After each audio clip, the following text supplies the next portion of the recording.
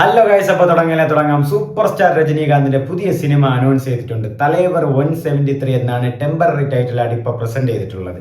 And പുതിയ നെയിമൊക്കെ പിന്നീട് വന്നോളും.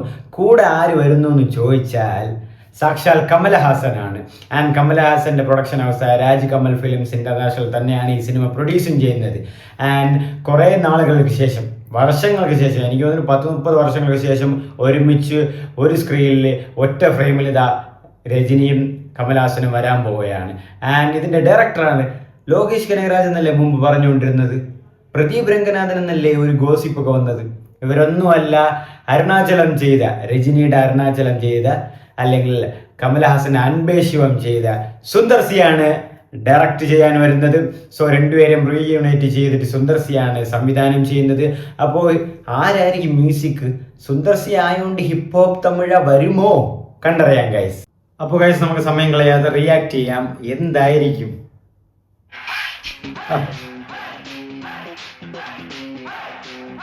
Super star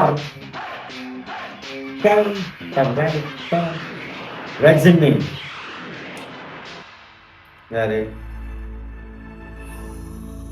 Raj Kamal films international, റജൻ മൂവീസ്, ഇൻപൻ ഉദയനിധി റിലീസ്. എനിക്ക് തോന്നുന്നു ഇത് കമലഹാസന് ഒരു 2-3 ദിവസം മുന്നേ ഇതുപോലെ ഒരു വീഡിയോ ഇട്ടിട്ടുണ്ടായിരുന്നു. സ്റ്റാലിൻ, ഉദയനിധി സ്റ്റാലിനെ കമലഹാസന്റെ വീട്ടിലാണെന്ന് തോന്നുന്നു. അത് രാജകമൽ ഫിലിംസിന്റെ ഓഫീസിലാണോ വന്നതെന്നറിയില്ല. ഒരു ദിവസം വന്നിട്ടുണ്ടായിരുന്നു. ചിലപ്പം അവർ എപ്പോഴും ഇതുപോലെ ഒരു എന്താ പറയുക, ഒരു ഗെറ്റ് ടുഗദർ പോലത്തെ സംഭവം എല്ലാം ആയിരിക്കാം. ആൻഡ് രാജകമൽ ഫിലിംസിന്റെ സിനിമയൊക്കെ കൂടുതൽ ഇറങ്ങുമ്പോഴും ഇവിടെ പ്രൊഡ്യൂസ് അല്ലെങ്കിൽ ഡിസ്ട്രിബ്യൂട്ട് കൂടുതലും ചെയ്യുന്ന റെഡ് ജയൻസ് ആണ്. Kamal Haasan presents film by Sundar C. ഞാൻ പറഞ്ഞില്ലേ, സൂപ്പർ സ്റ്റാർ രജനീകാന്ത്. രണ്ടുപേരും ഒരുമിച്ചിരിക്കുമ്പോൾ കണ്ട, രണ്ടുപേരും ഒരുമിച്ചിരിക്കുമ്പോൾ ഒരു ഉലക നായകൻ, ഒരു സൂപ്പർ സ്റ്റാർ, മമ്മൂട്ടി, മോഹൻലാൽ, അതുപോലെ കമലഹാസൻ, രജനീകാന്ത്, രണ്ടുപേരും ബ്ലാക്ക് ഇട്ട് രക്ഷയില്ല. ആ ഒരു സ്ക്രീൻ പ്രസൻസ് ആണ് അവർക്ക്.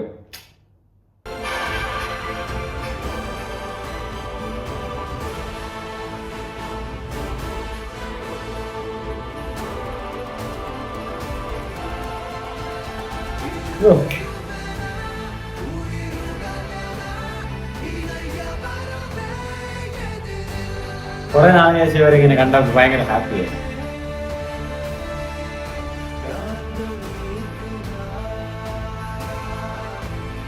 Oh my God.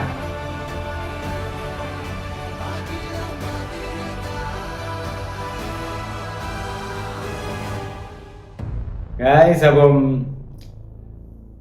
Produced by Kamal Haasan and R Mahendran. ഞാൻ മുന്നേ പറഞ്ഞിരുന്നു, സുന്ദർ സിയാണ് ഡയറക്റ്റ് ചെയ്ത തലൈവർ 173 എന്നാണ് ഇപ്പോൾ പേരിട്ടിരിക്കുന്നത്. മിക്കവാറും കമൽഹാസൻ ഉണ്ടാവാനാണ് ചാൻസ് കൂടുതൽ. ആൻഡ് കാരണം തലൈവർ 173 വിത്ത് കമൽഹാസൻ എന്ന് പറഞ്ഞിട്ടുണ്ട്. ആൻഡ് എന്തായാലും ഇത് രണ്ടുപേരുള്ള ഒരു എന്താ പറയുക, ഇപ്പം ഇവർ ഒരു 10-40 വർഷമായെന്ന് തോന്നുന്നു, അല്ലെങ്കിൽ ഒരുപാട് അത്രയായി കാണും ഒരു ഒറ്റ സിനിമയിലൊക്കെ വന്നിട്ട്. അപ്പോൾ അത് ഈ സിനിമയിൽ നടക്കട്ടെ. ആൻഡ് ഇപ്പോഴും അവരുടെ ആ ഒരു ഫ്രണ്ട്ഷിപ്പ്, ആ ഒരു യുണൈറ്റ്, ആ ഒരു എന്താ പറയുക, അവർ തമ്മിൽ കാണുമ്പോൾ ആ ഒരു റെസ്പെക്റ്റ് എല്ലാം ഇൻക്രെഡിബിൾ ആണ്. കാരണം അവർ ഭയങ്കര റെസ്പെക്റ്റും ഭയങ്കര ലവുമാണ് അവർ രണ്ടുപേരും ടുവാർഡ്സ് ഉള്ളത്. ആൻഡ് ഇപ്പോൾ അവർ ആ രണ്ടുപേരും കൈ പിടിച്ചിരിക്കുന്ന ആ ഒരു ഫോട്ടോ ഭയങ്കര സ്വാഗ്. രണ്ടുപേരും എന്നുവെച്ചാൽ ഒരു റീയൂണൈറ്റ് ആണ്. ഇവർ രണ്ടുപേരും എങ്ങനെ വന്നാലും ഒരു ഓറ ഉണ്ടാവും.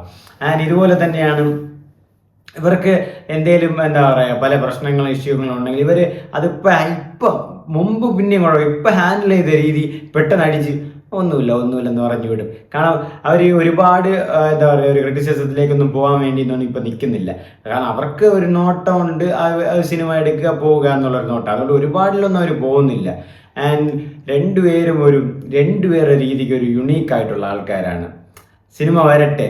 മിക്കവാറും ഇതിൽ മ്യൂസിക് പ്രൊഡ്യൂസർ മ്യൂസിക് ചെയ്യുന്ന ആരെന്ന് പറഞ്ഞിട്ടില്ല. സുന്ദർ സി ആയതുകൊണ്ട് ഹിപ്പ് ഹോപ്പ് തമിഴായി വരുവാണെങ്കിൽ രജനി കമൽ അതൊരു വേറെ ലെവൽ കോംബോ ആയിരിക്കും. വരട്ടെ.